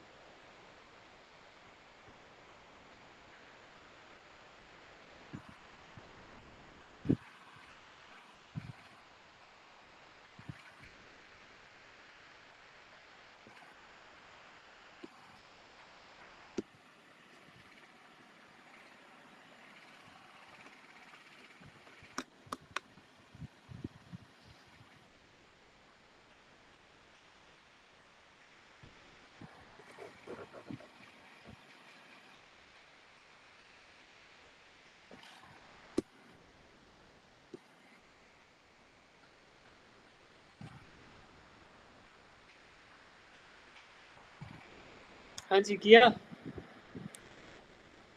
Yes sir. देखो इसको करने का एक हिंट दे देता हूँ, फिर करना जिनसे नहीं हो रहा। ऐसा क्वेश्चन ना मैंने M1D में भी कराया था आपको। पहले डायरेक्शंस ड्रॉ कर लो। सर कैसे ड्रॉ करते हैं? ये east, west, north and south. ठीक है बच्चे। अब इनिशियल वेलोसिटी ऑफ कार बताओ। इनिशियल वेलोसिटी ऑफ बस कितनी है? Sir 50 kilometre. कौन से डायरेक्शन में? सर नॉर्थ पे। Sir north. तो क्या मैं इनिशियल वेलोसिटी को लिख दूं 50 जे कैप यस सर। वर्टिकल? ठीक है। Yes sir. If the speed remains unchanged after turning through 90 degree, the increase in the velocity। ठीक है। अब मैं मान रहा हूँ कि यार मुझे अजम्पशन लेना पड़ेगा कि लेफ्ट में मुड़ गया टर्निंग थ्रू, या लेफ्ट या राइट। चलो लेफ्ट अज्यूम कर लेते हैं कि लेफ्ट में मुड़ गया। अगर ये लेफ्ट में मुड़ जाए और स्पीड सेम रहे तो वेलोसिटी क्या हो जाएगी? फाइनल वेलोसिटी बताओ भाई। ऐसे जा रही थी बस नॉर्थ में, लेफ्ट मुड़ गई, 50 से सर मूव कर। वेस्ट पे आएगी। तो वेस्ट कौन सा डायरेक्शन होगा? Minus, can I write it as -50 i cap final velocity, यानी 15 माइनस आई कैप डायरेक्शन। ठीक। चेंज इन वेलोसिटी लिखे डेल्टा वी। क्या आता है? Velocity final minus velocity initial. Final velocity -50 i cap है 0 आ रहा है। और इनिशियल कितनी थी? -50 जे कैप हो जाएगा माइनस। ठीक है 50 जे कैप। सर अब ऑप्शन मुझे बी 0। चेंज इन मैग्नीट्यूड निकालना है। Change in magnitude of velocity. Magnitude of change in velocity क्या आएगा बच्चे? अंडर रूट ऑफ -50 का square plus under root of ये। ठीक है। इसको सॉल्व करोगे क्या आंसर आएगा आपका? 70.7 7 किलोमीटर किलोमीटर। Per hour. ठीक है। अलोंग कौन सा डायरेक्शन, कौन से डायरेक्शन के अलोंग चेंज हुआ है? Sir south west. South west. ठीक है। नॉर्थ वेस्ट की तरफ नहीं हो सकता, क्योंकि देखो नॉर्थ और वेस्ट की तरफ जो है वो चेंज अगर होगा तो 90 डिग्री नहीं मुड़ पाएगा, है ना। तो इसलिए मेरा ऑप्शन है ना ए ही सही है। और option A is the right answer.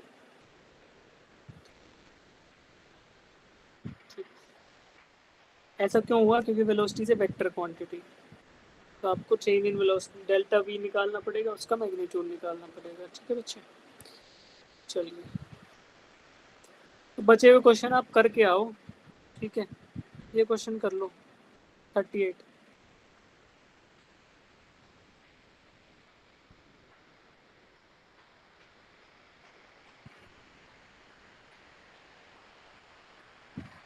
जिनको नेक्स्ट क्लास से पहले डिनर करना है वो डिस्कनेक्ट कर सकते हो।